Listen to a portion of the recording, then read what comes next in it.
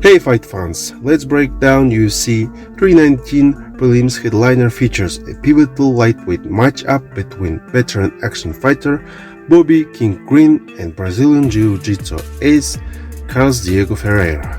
Bobby Green holds the record 32-17, known for his unorthodox boxing style, slick head movement and high output. Green thrives on pace and volume. He will face Carlos Diego Ferreira. He has 19 wins and 6 losses. He is a Brazilian Jiu-Jitsu black belt with excellent transitions and relentless grappling pressure. Let's find out who holds the edge on different aspects using 10-point mass system. Striking, Green's volume, accuracy and defensive movement give him the edge in pure striking. Ferreira used his striking as a setup for takedowns and doesn't match Green's fluidity. 10-9 Green. Wrestling, although Ferreira is dangerous in grappling exchanges, Green statistically has better takedown defense and underrated wrestling ability when needed. He is more likely to keep the fight standing. 10-9 Green. Jiu-Jitsu, Ferreira holds the clear edge in BJJ and scrambling transitions. If he secures top position, he is a threat for both submissions and positional control. 10-9 Ferreira. Stamina, Green has consistently shown excellent cardio, capable of keeping a high pace without slowing significantly. Ferreira's pressure style can tax his gas tank in later rounds. 10-9 Green. Chin, both fighters have been stopped in recent years, showing signs of wear after long careers. Neither has a clear edge in durability. 9-9 Draw. KO power, neither fighter is known as a one-punch knockout artist, but both have sharp, precise shots capable of dropping opponents. 10-10 Draw.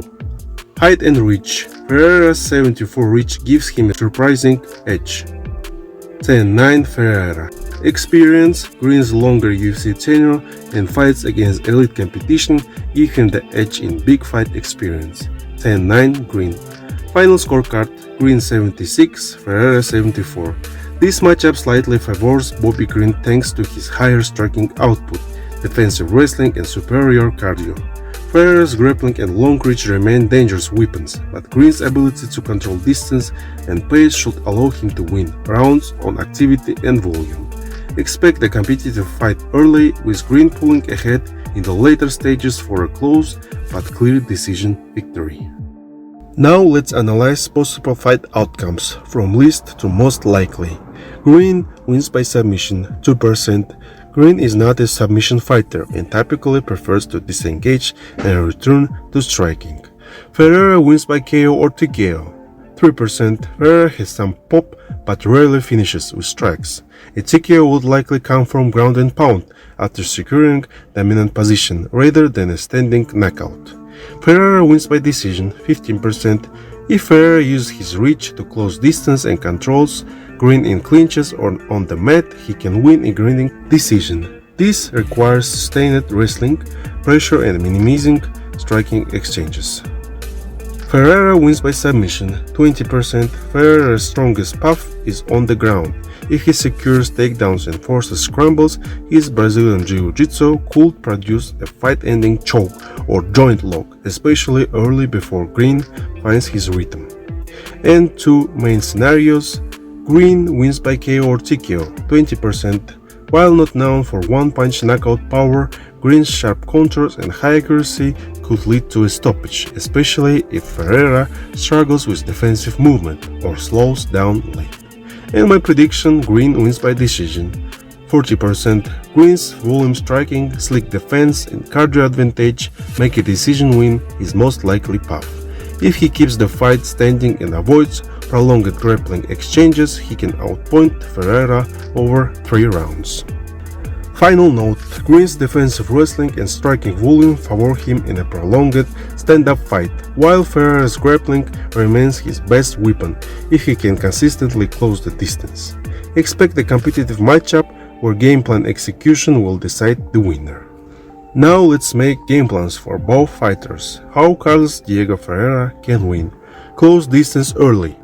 Use reach and forward movement to prevent Green from getting comfortable with his jab and counters.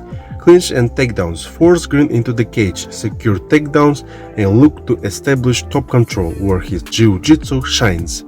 Hunt for submissions. Once on the ground, transition to dominant positions and threaten with chokes or arm locks, forcing Green into defensive mode.